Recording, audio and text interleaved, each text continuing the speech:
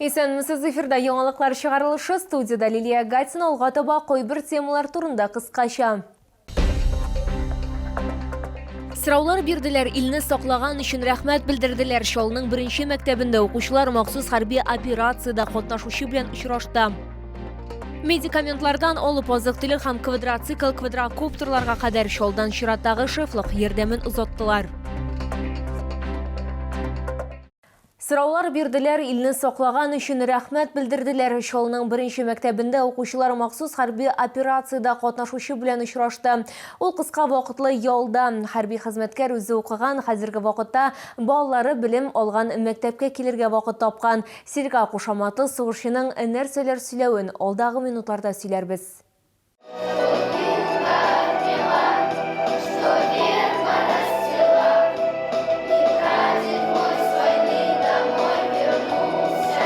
Беренче мәктәп укучылары бу җирне хәрби операциядә катнашучыга җырлады. Ул балалар белән очрашуга килгән Шаллы Россия оборона министрлыгы белән контрактны узган елның 1 июлендә төзи. Аның сүзләренчә, сугышны туктатырга кирәк, дошманнар тыныч халыкка һөҗүм итә. Күптән түгел алар госпитальгә ата башлаган, бәхеткә корбаннар булмый, ләкин берничә кеше яралана. Патрульлек итүче хәрби хезмәткәрләр аларга беренче медицина ярдәмен күрсәтә. Армию точно спасли. У нее ранение осколком было в ногу. Повреждена бедренная артерия, а при этом в течение 30 секунд вся кровь вытекает из организма человека. За 30 секунд не сделаешь, жгут, поздно. И вот наш товарищ, парень с Бугульмы, кстати, он перевязал, спас. Сирга кушаматлы хәрби хезмәткәр Россиянең һичшиксез җиңәчәгенә ышана. Победа, безусловно, будет за нами. Вообще это безусловно. Даже по-другому не может быть. Но почему? Почему? Потому что по-другому не может быть. Русский мир с фашизмом не уживется никак рядом.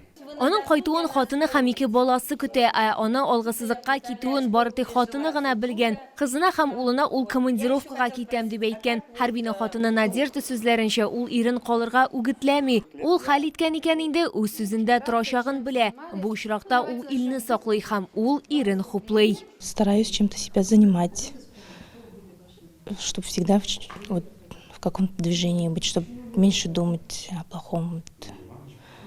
Когда на связь выходит, поспокойнее каждый день. А поначалу было недели, две, полторы, так вот молчал, очень было тяжело.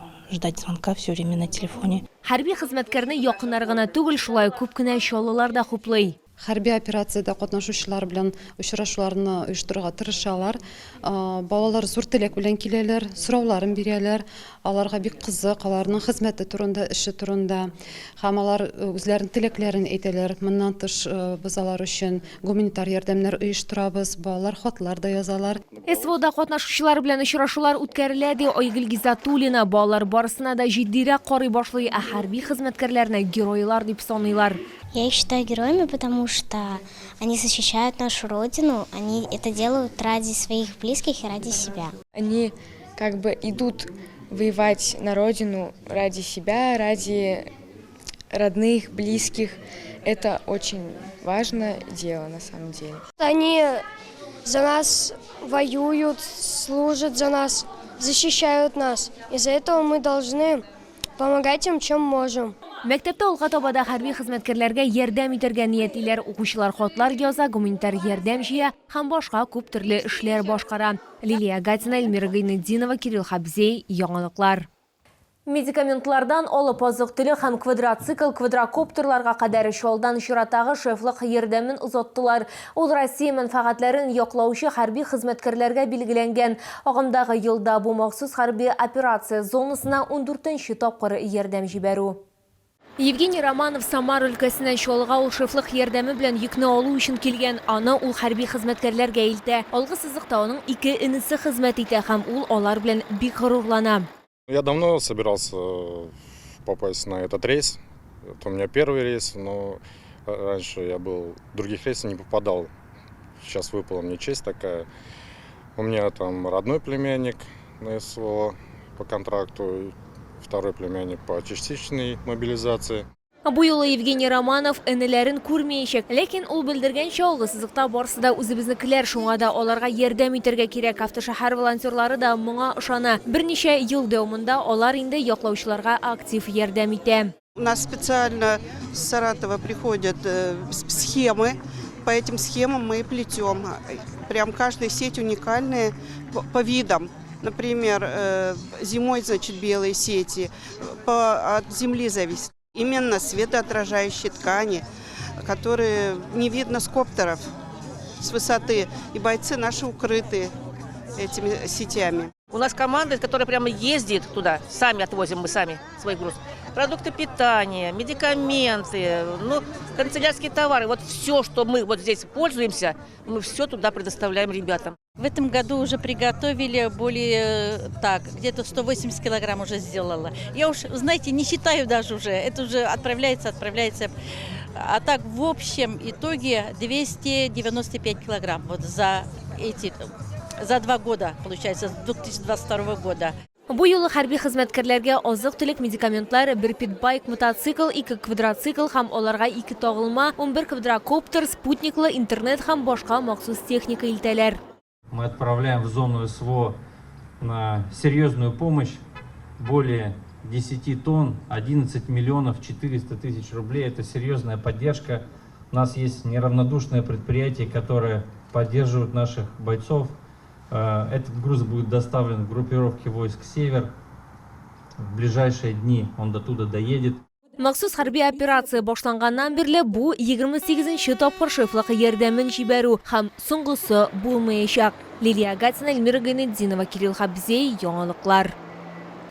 Эшләүче пенсионерларның декабрьдә пенсиясе артачак. Бу хакта Россия социаль фонды җитәкчесе хәбәр итә. Социаль фонд киләсе елның гыйнварыннан эшләүче гражданнар өчен пенсияләрне индексацияләүне яңарта.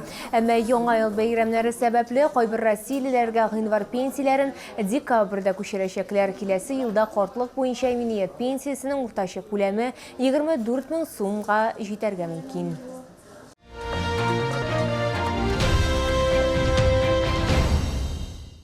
Диңгез ризыкларын сатып алырга өлгерегез. Камчатка ярларынан олды хамбалы күргәзмә ярминкәсендә арзан бәядән ерак көнчыгыш продукциясының гаять зур ассортименты тәкъдим ителә.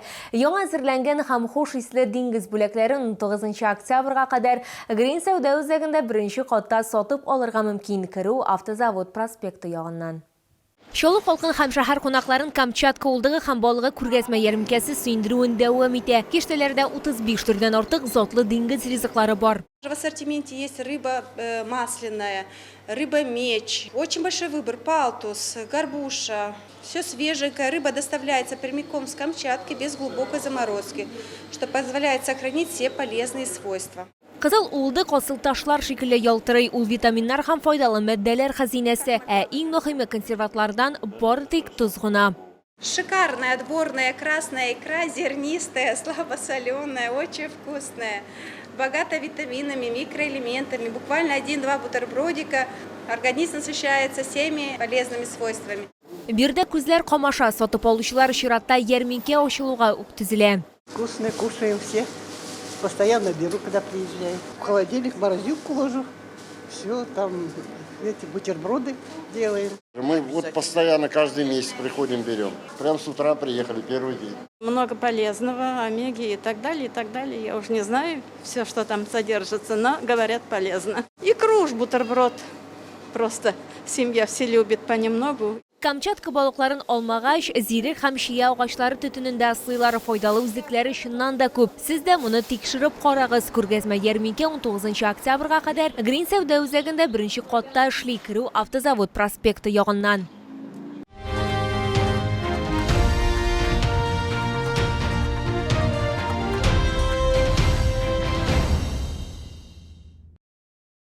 Бу сезгә җиткерәсе соңгы мәгълүматыбыз иде. Мин Лилия Гатина, сезнең белән сау булашам. Исән-имин булыгыз.